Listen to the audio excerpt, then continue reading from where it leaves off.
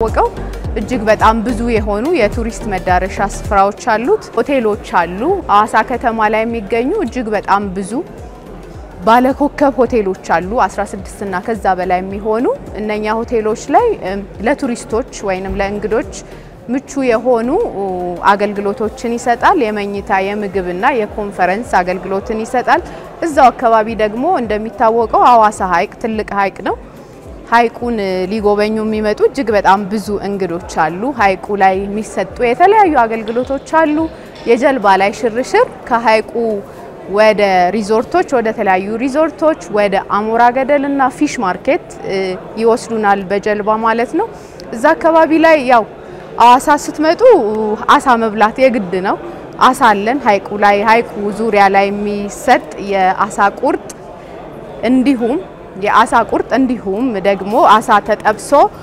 እንደገና ደግሞ ከፈለጉ ደግሞ ለጉንፋን ለተለያዩ ለብርድ የሚሆን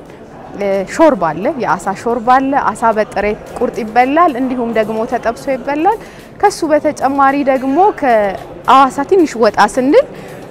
ወንዶ ገነት የሚባል አለ ወንዶ ገነት ስንሄድ የተለያዩ ፍልውሃዎች አሉ ትልቅ መዋኛ ገንዳ አለ እዚህ ቪዲዮ ላይ እንደምታዩት መዋኛ ገንዳ አለ ከገንዳው ባሻገር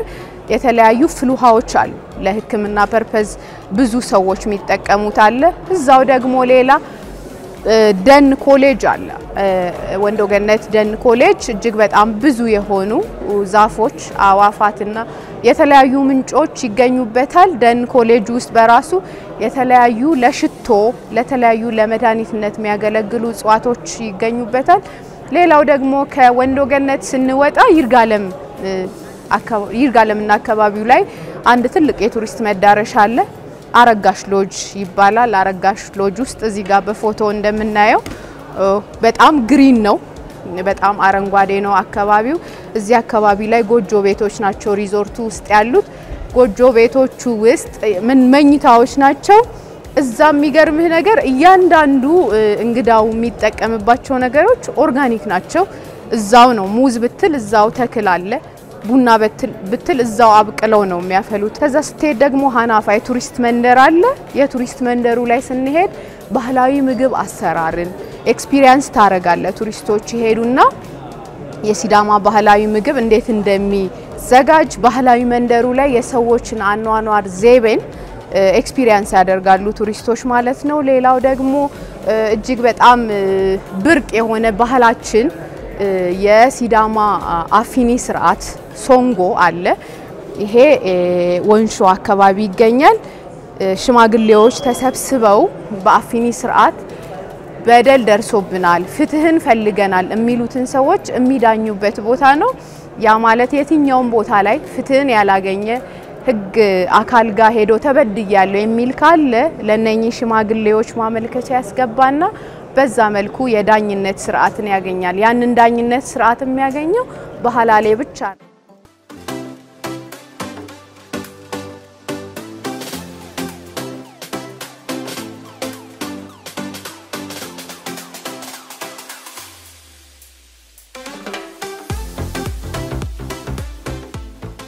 እዚህ ጋር ደግሞ ስንመጣ የተለያዩ ባህላዊ የምግብ ምናቀርብበት ቁሳቁሶች አሉ ፕላስ ደግሞ ጌጣጌጦች አሉ እነኚህ ሴቶች ያገቡ ሴቶች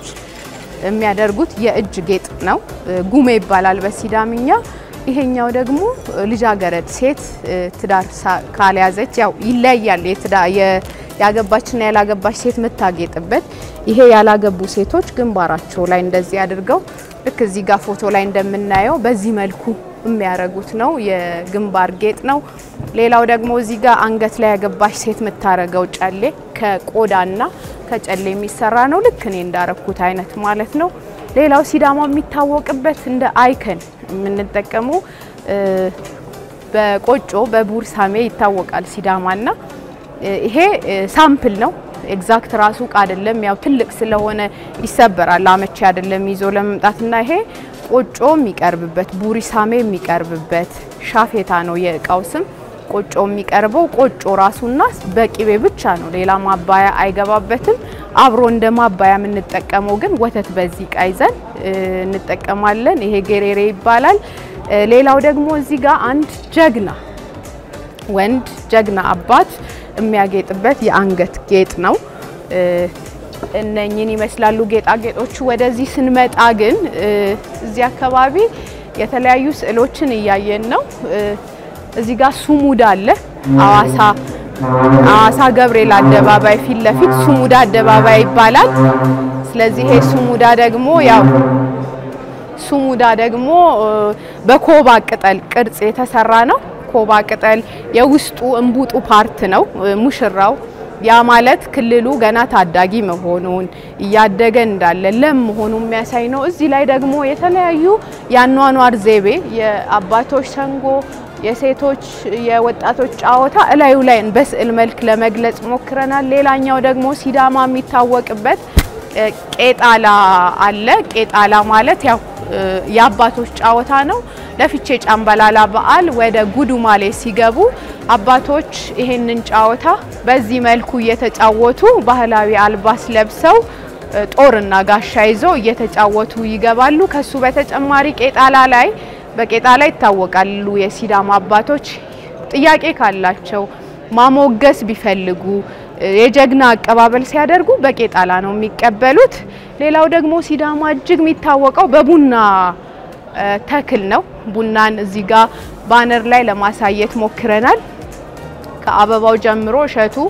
በስሎስ ከሚታጠብ ድረስ ያለው ነው ይሄ ቡና የሚያሳየው ካፕ ኦፍ ኤክሰለንስ በየጊዜው ያገኛል የሲዳማ ቡናና ስለዚህ ሲዳማ እጅግ በጣም ውብ የሆኑ ማራኪ የሆኑ